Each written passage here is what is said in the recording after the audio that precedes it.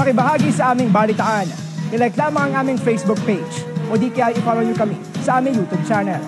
Para naman po sa inyong mga comments, suggestion at public service announcement, mag-email lamang dito sa IBC. At yan ang mga makabuluhang balitang aming nagkalap. Muli kaming magbabalik sa Lunes.